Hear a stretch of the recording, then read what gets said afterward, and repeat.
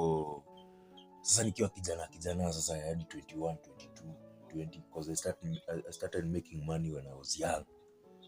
By the time tu nilitoka kole pap, unaona, nikaanza. I remember ilikuwa Kakamega place into Lurambi. The moment nilitoka tu kampo pap, the moment I stepped in campus, yani after kutoka high school, then 2015 March, I remember very well, March, it was my birthday month still, nika enroll campus, kila nikachukua journalism, kaanza kufanya.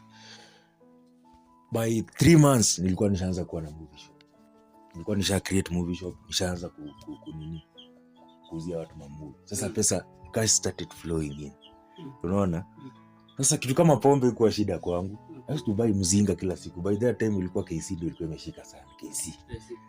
Mzinga ilikuwa inatoka, I think venye inatokanga tu ilikuwa inatoka around 900 850 hapo 800. Mzinga. Luku unataka kununua kiatu 1500 Timberland. Ai, uko na black, brown, yellow. Yaani uko na hizo ni zote. Luku unapiga. Sasa hata watoto wakipita wanaona tu sawa. Jana najua kutafuta pesa. Nimejibaia ka bike, nilikuwa na mountain bike. Nimejibaia. Life is jolly. Yeah. Ai. Buda, wasichana nikaa wote. Alafu unajua tena movie shop ni ile mademo akikamu ile wanabambika juu. Msema movie. Ni aje leo unaweza kuja sleepover. Leo unaweza letea movie. But little I was young and stupid. Sikuwa najua. Unaona? Sikuwa najua. Yaani sikuwa naona ni kama hii life itanifaka up one day. Because I was young, unaona? Nilikuwa ndio nimetoka high school. So unakaa tu unaona maisha nikaa. Yeah, it's normal. Man. Madem ndio hao. So it reached a point nikakuja nikapata mdem fulani hapo serious. A serious lady. Alikuwa amebaiwa paka gari na babake. Mdem alikuwa amebaiwa Probox na babake. It was a KBM. Na huyu mdem akafall in love na mimi ile serious. So this what happened. Udem alikuwa na like Lurambi where I used to stay, Lurambi Kakamega. Mdem alikuwa anaishi sasa kwao. You see the point, alikuwa anaishi kwao. And then she was dating a doctor. Alikuwa na date daktari. Sasa hiyo National Hospital ile Kakamega, hiyo District Hospital, wherever the fuck they are called. So alikuwa na date one of the guys kwa hiyo hospitali. So it seemed ni kama walikuwa na on and off, walikuwa nasumbuana yani na uchali. Sasa huyu dem akakujia movie. Sasa unajua mimi nilikuwa na boys mwenye nilikuwa na mwachanga movie shop nikienda shule, alafu nakuja na replace. So that particular time I remember very well, akakujia movie. Ikiwa sasa hapo nimechill tu ma TikTok ya manini, by then TikTok ilikuwa ma Facebook, Instagram nini nimechill tu hapo kwa movie shop akakujia. So kuna ile eye contact, you're like damn. Udem uza ndio wale natafutanga. Yaani ile mka click. Udem pia kaona. Ile unajijali. Yaani ile eye contact. Udem pia kaona chali sasa huyo mwenyewe. Boom. Haya, tuka click. Nikapatia dem movie. Na remember hiyo siku alikuwa anataka movie inaitwa Empire ya Black Americans. Nikamwekea Empire, it was season 2 or whatever. Season 2B. Nikamwekea movie. Wow. Si akatuma pesa. Mimi nikachukua namba. Tukaanza convo kutoka nianze what do you do? Me have been to this university. Conversation inaenda ikipanda. So I think I like you. Dem pia akafungua akasema wewe ndio type yangu. So what I used to do, imagine ndio ujue love is stupid. Nilikuwa nafunga movie shop.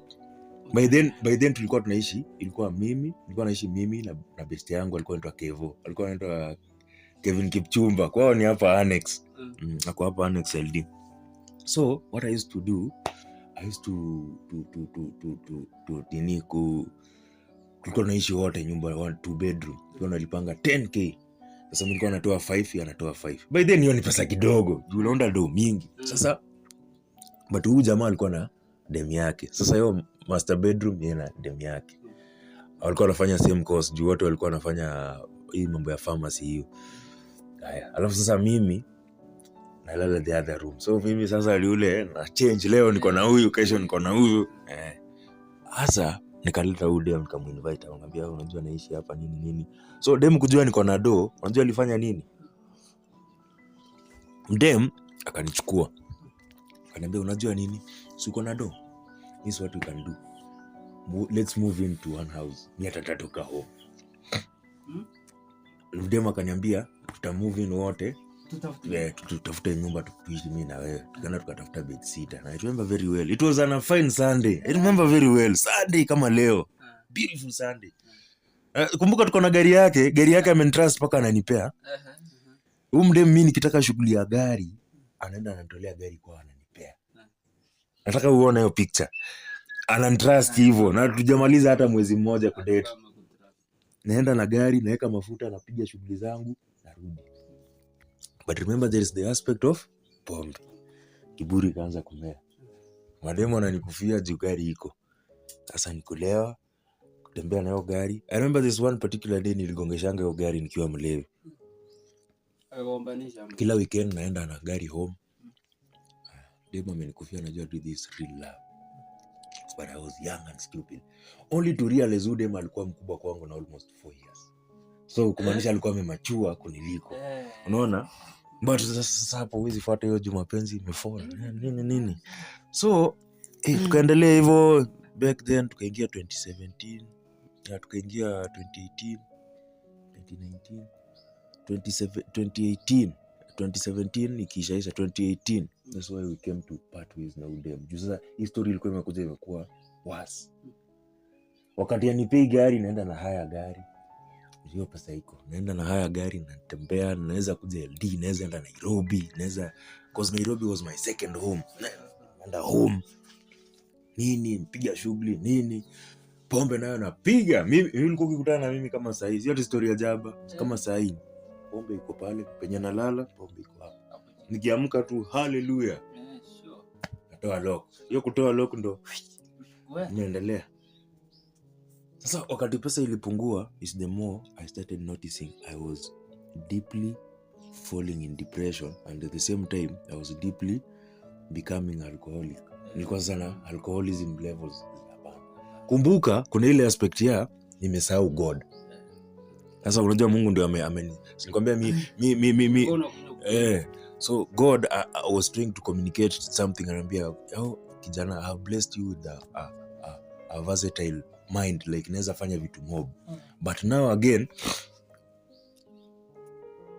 unanisahau. Unajua Mungu will always communicate back to you. Ulikuwa unaomba, my mom was prayerful, mzae pia ni mtu wako prayerful also, yani ni mtu ana believe in God, mabro wako hapo. So God was trying to communicate kwangu kwamba there's something you are missing. Unaenda astray, unaniacha. So it kept on ringing in my mind. Everything sasa nikifanya ina fall apart. Mpaka tukakujanga tukakosana sana baba yangu ile serious. Juu unajua nilifanyanga nini? Unajua sasa mzee wangu venye nilikwambia, mzee wangu alioanga bibi mwingine after my mom died. Sasa buda yangu amenunua shamba Ngong.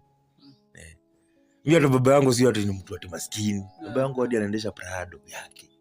Ile yes, yake. Ni mtu wako sawa. But now let me paint the picture where it started. Mzae sasa unajua anaona kijana wako na mbio hataki kupoa. By then he had a Subaru. Hiyo wakati yeye alikuwa anaendesha Subaru. Ananiambia kijana, na mwambie hivi nimpeleka shule, na mwambie hivi asikii. Sasa hiyo mimi kiburi imemea, utamdhana ataniambia nini? Mimi naunda pesa pia mimi. Mzee akakuja akajamu.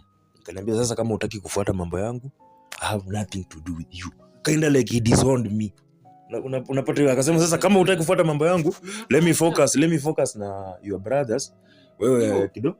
Because there's nothing, because in my life siwezi complain ati home mzee wangu ameniachanisha pana. He was always there for us, like anatuprovidea little kidogo ako nayo ya kuhustle atupe, like tuishi kale life pia kako hapo katikati. So siwezi sema ati si ati utajiri, yani mko mahali yani so siwezi sema ati my dad is doing because he took us to school. So life ikaendelea, tukaendelea. So 2018 nikaanza kupeana false promises. Hadi nikamwambia dem, unajua nini? Mimi naweza kupeleka hata South Africa. Sasa unajua mapenzi Na badhi sio ati namdanganya, it's something I can do juu madili napiga. Sasa nimejuana na wazae. Mimi ulikuwa unapata unaona sasa mimi watu nilikuwa na roll nao. Hawako vijana rika yangu. Juu vijana rika yangu nikiongelesha mtu anaona nikaa na advice sana. Sasa nilikuwa na chill na wazae watu wa madili wakaanza kuniingiza. I remember there was another guy wa LD wa Eldoret City. There's a guy alikuwa anaitwa Berir. Sitawahi sahau. Huyu Berir ndiye alikuwa manager wa KCB Kakamega. Na imagine huyo mtu tunakaa naye kwa meza tukikunywa pombe. Yes. Huyo ni mtu tunakaa naye anasema deno nini mpaka ananiambia kijana huyo ngali mdogo. Sasa mwenye alinipatia hiyo connection ilikuwa huyu Kevin. Remember the friend sasa mwenye tulikuwa tunakaa naye kwa nyumba. Ananiambia tujuane nao watu juu ni makazi zangu nini wanatupea madili. Wenyewe walikuwa wanatusukumianga madili. Nataka muode kitu fulani mlete mimi ndo nitalipa nini. So we used to fetch vitu kadhaa kutoka Nairobi tukiwaletea. Wow. Jana kiburi imepanda, kiburi iko high, top notch. Mademu nikaa wote wananikufia. Kijana luko naye anapiga. Nikako utaki. Kidogo. Corona came. Fast forward 2020. Corona came. Fuck everything. Corona came. Mambo zikaenda south by then sasa nilikuwa na date. I had a friend also anaitwa Linus Kiptum. Wewe mnafanana, nitakuonyesha kwa jamaa anaitwa Linus Kiptum. Alikuwa cosmate wangu. Alikuwa mkali anatoka place inaitwa Kaptumo huko nilikuwa kwao. Jamaa mfiti sana best yangu roju hadi wa leo. So Kiptum tells me now, then huko nikamwambia niko Nairobi. Akaniambia why don't you travel back? Nikamwambia na I was planning nataka nitoke Nairobi juu mambo yendi. Juu okay, remember nikitoka mambo ikiumana time ya corona. Fast forward nikitokanga shule niliendanga radio. You remember nikamwambia nilipatanga kazi ya radio. Nikaenda West Pokot tukaanza radio from scratch. Ilikuwa inaitwa North Rift Radio. So I was so good at radio hadi nikafanya hiyo radio ikagrow. Unaona tulianza from scratch. I used to host the show. Nilikuwa nafanyanga show ya vijana from saa 7 to saa 10. Lakini remember nikiingia hiyo radio I'm sober nini na motivate mavijana but at the back side mimi nakunywa. But ni advise watu vijana msikunywe pombe nini. But mimi mwenyewe nikitoka hapo so hiyo job ya radio nikakuja nikawachanga juu I felt like I was doing a lot na sikuwa nalipwa. Sasa hiyo niko na mama kwa nyumba. Nalipwa pesa kidogo. Nikaona is fucked up. You know what, nikamwambia tu siku moja nikamwambia manager wa radio alikuwa anaitwa Dennis Crop. Nikamwambia you know what Mr. Manager, I'm doing this shit anymore. Nikaquit. Katoka hiyo kazi ya radio nikawacha. I done it for almost a year. Nikatoka nikaishia. Oh, by the way, after niliacha hiyo kazi ya radio, for the first time I enrolled on 2019. Then after 2019 ikianza I think it was May, April hapo. So after kufanya kama fast forward 2021 wakaniitanga tena by force. Wakaniambia tutakupatia greater deal. We have felt like wewe ulikuwa na impact kwa radio. Jaribu tu urudi. Nikarudi 2021 still the same shit. Nikaweka cause I used to do a lot. Unajua ile kitu mimi ushukuru God ni mimi am multi talented. Mimi naweza fanya vitu mob. Na sipendangi kufanya kitu moja for the longest time. Yaani mimi natakanga touch on this na something. Sasa wewe usiseme mimi kama niko hustle hakuna kitu sijafanya. Sasa nikamwambia jamaa mimi sioni kama hii deal iko poa. Then nikaitwanga Ebru TV iko Nairobi sasa. Inaitwa Ebru TV. Nikaenda Ebru TV, I worked for 3 months. Nilikuwa naenda kama a photographer na at the same time social media manager. Nikaenda huko nikafanya. But there I used to be paid poor. Nilikuwa nalipwanga almost 27k per month.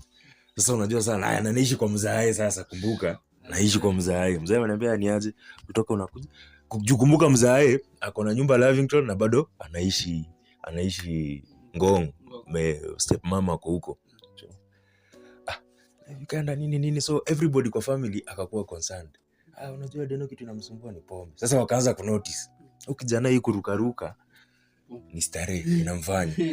Haya, sasa story ya gari inakujia wapi sasa? Ikafika point nikawa kusave was good. I was saving. Ikafika place I saved up to 352,000. I remember very well. Na hii bank ilikuwa inaitwa Transnational Bank. Nikawa naijua. Wanasemanga ni bank ya Moi. I had saved up to 352,000. Bank account yangu. Kijana anaamua nini guess? Sasa ninunue gari. Sasa hapo ndio story ya gari inatokeanga sasa. Nikatafuta mrenga. Nianza tafuta gari. Sayo. Kijana ako na gari. Utamwambia nini? Buda heshima ikadumu. Watu wanaweza kusikiza. Kijana ni mdogo, ako na gari, anaishi maisha poa. Little did I know, hiyo ndio ilikuwa inaenda kufuck up life yangu. Kumbe kweli pombe. Do you know I bought the car for 320,000 but niliuza less than 100k. Juu nilikuwa hiyo gari ilikuwa imenisotesha hadi kafika places I had to sell it. Like it was like for good. Yeah, for good. Let me just sell it cause ilikuwa imenisumbua hadi imenifikia ile point ya pesa ikai kwa na sasa hiyo sana tukumbuka corona imekaa sota nataka pesa. Guess what? Hiyo pesa ikunisaidia. Uuza gari, toka Nairobi, kuja LD, sherehe. Sasa that's where my friend comes in. Sasa Linus Kiptum tunakuja ku reconnect. Si huyu ni mtu tulikuwa naye Kole. Akaniambia bro ni aje? Nikamwambia mimi nimerudi sasa hata niko LD. That's why Eldoret iko na historia mzuri sana kwa life yangu. It has become part of my life. So nikasema do this. I gave him a call. Nikamwambia ni aje bro? Niko LD tao. Nilikuwa tu joint fulani hapo nimeitisha kapombe nimekelea hapo. Kumbuka niko na 80,000 plus juu. Kwa hiyo 90,000 nimetumia transport matatu niko hapa. Pesa ni pesa iko kwa simu bro. Pombe na pesa inafanyanga mwanaume anasikia kama ako mbinguni. Yaani wewe umeitisha pombe na uko na stress ni ya nini? Unaona utakangi mtu akwambie kitu. Anambia bro ni aje? Niko hapa LD tao. Nakumbuka kulikuwa na kaka wines hapo karibu na stage. Nikamwambia ni aje? Uko wapi? Akaniambia niko Kapsabet home huko Kapro. Unafanya nini? Nikutumia pesa ukuje saa hii. Akaniambia wewe ni jokes. Nikamwambia bro, kuja niko LD.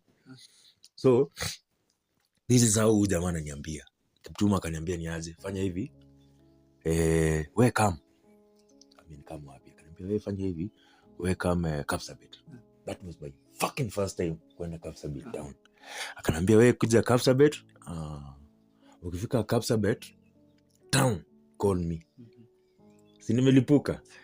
Chukua Chrome yangu, ekelea kwa chupa ya maji, panda matatu. Wewe ni aje Kapsabet? Pesa ngapi? I don't remember how much it was but it was around hapo 250 200 hapo. Sasa napigisha dere kwanza mimi napendanga kukaa matatu mbele. Sasa napigisha dere story lakini dere anajua tu ni mlevi. Nikisiu tu zinashika tu. Tukaenda. Tukafika huko akaniambia hapa ndio Kapsabet. Nikashuka. I remember nikienda joint fulani hapo kukula. Guess what? Penye naingia kwenda nakumbuka niliitishanga ugali na fish. Sasa nilikuwa nimekunywa sana all along. Remember nimetravel. Kuingia hapo ni saa almost inaelekea 5 jioni. Nikaingia hiyo joint kuna samaki hapa na nini. Guess what? Msichana anakuja kuniserve alikuwa ondo wa nyumba. Alikuwa mdem fulani hapo Mkikuyu. Alikuwa ndo Njeri, sitawahi sahau. Kapsabet town. Mwenye anakuja kuniserve naona ni kama hii ni kitu sasa natafutanga. Unajua pombe inaongea. Kapsabet, kumbuka Kiptuma ameniambia wewe ukifika Kapsabet nipigie. Sasa unajua Kiptuma alikuwa anaona ni kama anamuenjoy. Si nimefika. Nikasema wacha nitafuta at least kishukisha sasa. Yaani nitafuta food nikule at least pombe ishuke juu bado nataka kunywa. Kumbuka the end game ni chafue Kiptum. Ni siku mingi hatujakutana tangu tuachane campus. Akuje tuchafue. Kijana wako na more than 80,000 kwa mfuko. Sasa hiyo Kiptum ajui nimeuza gari mambo imefollow hapa. Nimeuza paka vitu za nyumba. Niliuza paka kuna vitu zenye nilichukuanga za mzae wangu, vitu zake za home. Nimeuza. Nimesema tu for good sky Nairobi. Acha niuze hizi vitu. Tu stress. Haya. Kaenda. Gari nimeuza bei ya kutupa. Gari sikuwa nimeweka miguu zimeisha nini, engine inasumbua. By the way, hata gari engine ilikuwa inaenda kideni juu sifanyi service. Haya. Tuko wapi? Tuko Kapsabet. Dema anakuja, utakula nini? Nikaitisha. Unajua nilitipu dem nikimaliza kula pesa ngapi? Tao. Nikamwambia hii tao ni yako. Food ilikuwa sijui anaita ama sijui, lakini nikampea tao kando. Shika tao. Na nipea namba yako. Dema akapeana namba. Dema alibaki ameshtuka. Huyu kijana wewe kwa nani? First impression nimepata namba na nimechukua. Kumbuka mimi sijaenda Kapsabet kwa life yangu. This is the first time. Yani best yangu ameniambia kuja Kapsabet. Haya. Niko hapo. Nikapigia Kiptum. Sasa si nimetoka hapo nimekuja hapo stage ka toothpick nini. Nikamwambia Kiptum ni aje? Niko Kapsabet. Akamwambia kwa sure Akaniambia sasa ukiwa hapo Kapsabet kuna place inaitwa Namgoi. Akaniambia panda pikipiki 50 bob kutoka hapo stage Kapsabet useme unaenda Namgoi Junction. Nikatafuta mzee nikapata mzee wa matatu Namgoi stage akanifikisha hapo. Kuna Shell inakuanga. Kama ushaipita hiyo barabara kuna Shell iko hapo ndio ufike Namgoi Junction. Nikashuka hapo Shell. Nikamwambia Kiptum niko hapo nimemalizana na jamaa. Kiptum akaanza kuona ni kama niko serious. Akaniambia hebu pea mzee simu hapo niongee naye. Nikapatia jamaa fulani hapo. Alikuwa jamaa wa Kaosh, nikapea jamaa fulani hapo hiyo Shell. Niaje wakaongea kilugha sasa. Akamwambia hata huyu jamaa yako niko naye hapa. Kiptum akajua ni kweli huyu jamaa yako. Kiptum akaniambia sasa wacha nikuje. Amejua. Sana jua mambo imeivana huyu jamaa ni enjoy. Sasa inasema wacha kuje sasa nimuonyeshe venye watu uchafua kwa pombe. So what did I do? Jamaa mimi kumngoja, mlevi ni mlevi tu. Pesa inawasha, nikauliza huyu jamaa mwenye mwingine afanye hivi. Hapa naweza pata wapi mali naweza ingia hivi niku. Ziko mingi. Kanaongeza kachoma hapo. Mganda naye. Lazima nimtoe logo. Chup akapiga haraka akarudi kazi. Mimi nikabaki hapa na kunywa. Sasa unajua nimenunua pombe gani? Black and white mzinga. 1200. Sasa wasichana wanauza kwa club. Kumbuka sasa inaelekea masaa moja. Wasichana wako club wanaona kiatu nini? Unajua wasichana wanajua kupima mtu. Kumbe ameitisha. Wakaanza kuona hapa pesa iko. Hiyo club yako kaka Spiro kalikuwa kwa nini fulani hivi kwa unakaa hapo unaangalia kwa barabara. Kaanza kunisongea. Sasa mimi niko kwa simu tu. Kidogo nani akanipigia tuseme 5 minutes. Nani akanipigia ananiambia napanda matu huku na kama. Nikamwambia wewe panda hata kama ni ndudhi panda ukuje mimi nitalipa wewe kuja bana. Jamaa akakuja na matu. Tukakuja tukakutana fast forward nini tukakatch up nini. Si ni mlevi mwenzangu. Nikamwambia sasa kwanza tutafuta chakula tuku. Sasa siwezi ni mwenyeji juko ni wa mkwao. Alipeleka pale tukakula nyama nini. Mkarudi. Tukamaliza kula. Nikamwambia nitafutia hata watoto. Nikamwambia kwa watoto utaweza. Watoto ni wengi bwana. Wewe sasa sasa juu niko na doc. Nikamwambia tukakatch up nikamwambia Lefi imenipeleka hivi na hivi. So unajua sasa anajua tu nikukunywa. Akaniambia sasa tufanye hivi. Wewe hata tukunywe huku. Nitakupeleka home kwetu huko Udozi huko. Niko na best yangu ako na cyber na mimi naishi nyuma ya cyber. Brother, si best yake kazini yake. Ako na cyber hata saa mimi na hustle hapo. Sijapata job. Kumbuka huyu mtu tumekuwa naye campus. Ananiambia hata tukilea huku nitakupeleka huko ni kwa accommodate ulale huko. Niambia uko shule Niambia hata mama yuko hapo ngambia sawa. Buda hiyo siku tulikata maji. Akanipeleka klabu nyingine iko Kapsabet inaitwa Edens. Usiku yote tukakata maji. Tulitoka club saa 9 usiku. Na tukabebwa na pikipiki. Sasa shida tena, tunabebwa na pikipiki. By the time tunafika Kaptumo, tusharudi soba. Juu sasa baridi na pombe unajua ziendani. Kesho yake niliamuka kitu saa 4. Pombe. Fast forward. Sasa ikakuanga tu ni pombe. Kumbe Destiny Connector. Huko Kaptumo akaniambia ni aje Denos unakuanga DJ si kazi ya hoteli unaweza fanya, wacha nikulink na mdosi, huyu mdosi atakupea kazi. Ambia ni nini, twende. Ndio nikakutana na huyu mdosi, nilikuwa nakwambia alikuwa anaitwa David Rotich. Nakumbuka time fulani nikikwambia ulikuwa na mdosi fulani mzuri sana wa construction company. Akanipeleka tukaongea. Huyu ni best yangu Mulunje. Tumekuwa naye campus nini. Sasa huyu mdosi anajua huyu jamaa huko ni kwa hapo. Sasa anajua kuendesha gari, anaweza fanya nini basi. Mdosi akabambika, basi sasa ndio mwenyewe anipea kazi kama manager wa hiyo hoteli. Akaniambia hapa watu wananisumbuanga, utakuwa manager wangu na utakuwa DJ wangu. Kijana amepata dealing. Nikamwambia Kiptum sasa fanya hivi. Hapa bro, unajua hapa ni form ni gani? Hapa sasa pombe ukitaka wewe kuja. Si mimi ndio nikainchaje hapa. Pombe tutakunywa. Mungu kumbe alikuwa anajua. By good luck. Hapo ndo nilikutana na Ude Brown Skin kwa nakuonyesha. Msichana pia kwa huko. Msichana alikuwa Mombasa. Beautiful lady, nini? Vibeikafollow. Tukaingiliana. Demo akakujanga club, alikuwa amekuja na kazini yake, remember very well, alikuwa amekuja kulewa. Akafuata pale anacheza muziki bado tu nini. Kwa hiyo Bahesa. Ilikuwa it was 24th. It was a Christmas Eve. Ilikuwa tarehe 24. Nikasema sasa hapa ni kama nimepata ingine. Hii sasa ndio yenyewe. Unaona kama demo unasema sasa hii ndio yenyewe. Sasa kumbuka niko na ka change na bado nimepata kazi. Kazi nimeambiwa nitakuwa napigwa 15k per month. Na pombe na unacheza 1-2 hapo pia kuna pesa mnaweka kwa mfuko. Stress imeisha. Tukafall in love na mdemo. By the time tulikuwa tunafika 21st 31st I mean ya hiyo mwaka tukivuka the next year. Dem mapenzi ishakimbia. Dem ameona huyu jamaa ndo mwenyewe. Tushakimbizana. Dem kumbe alikuwa na date jamaa mwingine. Ashasahau mambo ya huyu jamaa. Kumbuka dem ametoka Mombasa, amekuja home kwao.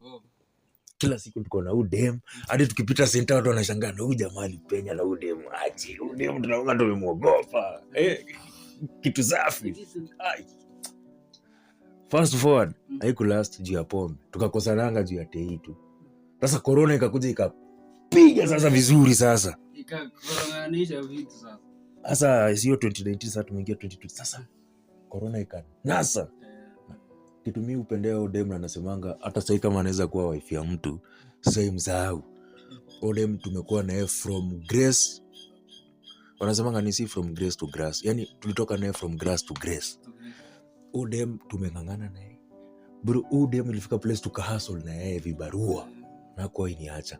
Sasa mimi sasa kichwa sasa unajua imejaa, pesa imeisha, nimekuwa na feelings bana, nimekuwa violent. Yaani naweza kuja nizushia dem anashinda kwa nyumba ametoa machozi nini. Zuno Udem hadi alinitoanga Kapsabet akanileta LD kwa nyumba ya kazini yake. Dem. Na wakakosananga na kazini yake kwa sababu yangu. Akaniambia you know what be, tuende kwa kazini yangu, alienda home. Alikuwa place fulani ilikuwa inaitwa Ndupawa LD. Hizo size za langa. Tukakaa na Udem kwa nyumba ya kazini yake. Wakakosananga na juu nakumbukanga tuliuzanga mpaka gasia. Sister yake ya kazini yake. Sister kazini yake. Tunataka tukunye. Simi ndo natoa hiyo idea na yeye ni mdema atafall. Tumesota, dema anakuja mnakunywa. Tuuze hiki kitu tuta replace. Wakakosananga.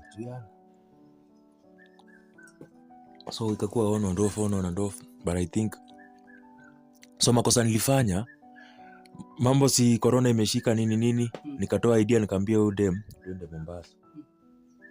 Imagine to risk twende to coast. Tukaenda Mombasa. That was the last time tuliachana. Tulifika huko vitu zikatani zikakuwa south. Ikabidi sasa udem tuachane sasa. Tukaachana. Kwani alikuwa nini huko? Si alikuwa Mombasa sasa Mombasa Lake alikuwa. But my point was nimpeleke mahali anajulikana asiteseke. End game tukaachana. Fast forward. Maisha imesonga, that is 2022. Maisha imesonga, mimi nimerudi Nairobi. back to Nairobi. 2021 ndio nakwambia sasa. When fast forward 2021 ndio nilikuwa nilitwanga radio. Kwenda radio tena nikaona ni Mbwakni, nikarudi Nairobi. Hiyo radio nilikuwa nikarudi Nairobi. Na hustle nini. Haya, dem nilikuwa tunafanya naye show. Anataka kucheza hizo clip niko nazo, nitazidownload nikuletee. Hizo nikiwa show na msichana mwenye tulikuwa tunafanya naye show, sasa hata kwa US. Alikuwa anafanya hizo anti FGM nini hizo West Pokot. Sasa hiyo wazungu akamchukua. Haya. Fast forward. We are Nairobi now. Kijana anapiga hustle 1 2. Haya, kumbuka brother yangu mdogo fanya ananifuata. Hata yako majuu pia yeye sasa hii. Brother mwenye ananifuata kwa ngambo. Sasa unasikianga mimi nikisikianga mbwembwe, na nyamazanga tu. Huyo brother ananifuata ako ngambo. Sasa ikakuwa hivi.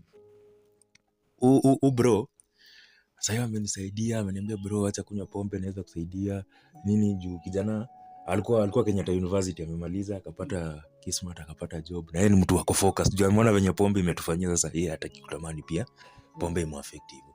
So nini brother anataka kijana hao asaidike. Okay, akanichukulianga bedsitter. Ndio tu wenyewe mtu akusaidika asaidikangi. Akaniambia ni aje mimi kapesa napata kidogo ili nisisave. Nakumbuka analipa help. Anachukulia ka bedsitter hapo. Hiyo kija ile nakumbuka ilikuwa inalipwa 12,000 per month. Akaniambia kama nikukulipia nyumba na unikubaia vitu zote na utulie bro, haki pombe itakuwa. Juu online nilikuwa nimeisha.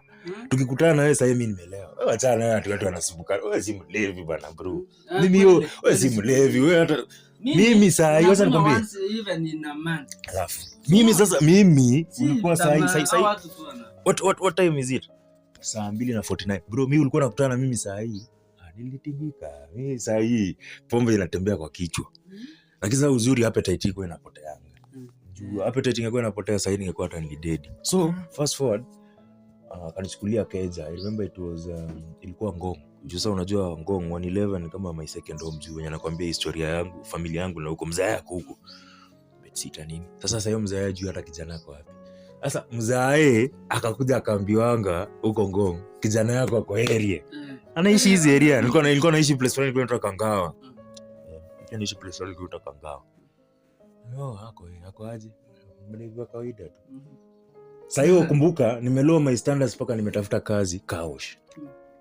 Nimetafuta kazi Kaosh. Nikasema juu napenda for the love of cars now. So nakwambia mimi nikimaliza high school nilikuwa nataka kuwa automotive engineer. That's why I love cars up to now. I'm so obsessed with cars. Kijana sasa ni kukata maji. Sasa kwa hiyo Kaosh naweza fanya buffing, naweza fanya nini? Mimi Kaosh iko na do. Siku moja budangu alikujanga kuoshewa gari hapo na tukakutana face to face. Na tukakaa kama stranger, hatuongeleshani.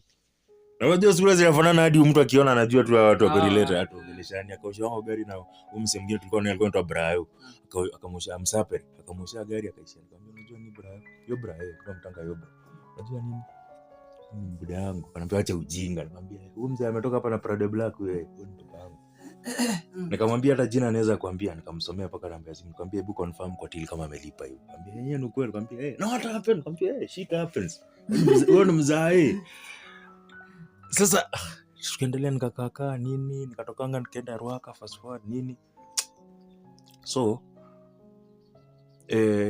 hiyo 2021, hiyo 2022 na tukienda 2022. Guess what?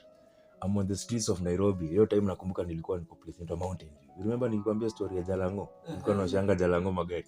Niko sasa fast forward nimekuja place ndo Uthiru, sasa nimekuja kuishi Uthiru. Tena kwa bedsitter nyingine. Brother bado ananilipia. Amenitoa Ngong amesema huko sasa jumza yako huko mtakosana. Amenileta huko ananilipia bedsitter. Bedsitter huko sasa nitaonani. Kabete place inaitwa Uthiru hapo Kabete hapo juu. Ma studio anaishi hapo kuna waga la Kabete Poli sasa. Nyumba hapo ni cheap bedsitter. Brother bado ananilipia anambia wewe ngana na food na nini but rent nitakusupport. Wow. Nakumbuka brother ananifuata amepata kazi analipwa more than 100k. Starting salary. Alikuwa anafanya kazi UN. Haya sasa hiyo ni peanut. Hiyo 8,000 hiyo ni pesa sosa. Yaani brother alikuwa hadi anaweza nilipa mimi. Sasa guess what? Siku moja tu natembea natoka Uthiru naenda Kangemi. Guess who I meet? Msichana niliacha Mombasa kwa street. Sulu, yes. Hai. Kumbe damu bado inavuta. That was the last time tulikutana na dem face to face. Akishanga tumesombi na mwananga tu mtandao. Tunaongea blah blah blah, but shit happened. So the bottom line is, so after hapo I think events nikajiri event nikarudi home. Hiyo 2021 not 2022 2021 nikarudi home. Mimi nikajikalishanga tu kama tukamkutana nikasema you know what, fuck this alcohol. Na nikawachanga tu completely juu initially nilikuwa nawacha hiyo 2018 2019 nawacha najipata nimerudi nawacha na korofishana na mtu chupa si niko na 500 kwa simu pombe. Then I invented na hiyo time nilikuwa nimepata majob offers mob. Na wewe ulikuwa lucky everywhere. Si hata nilikuwa I'm still lucky. Unajua nini? Sasa hata venye niko kutulia natulianga ndo akili isettle. Juu na avoid cause najua ningejitrigger niendelee na hiyo lifestyle kabisa ningekuwa bado nakunywa. Then blah blah blah.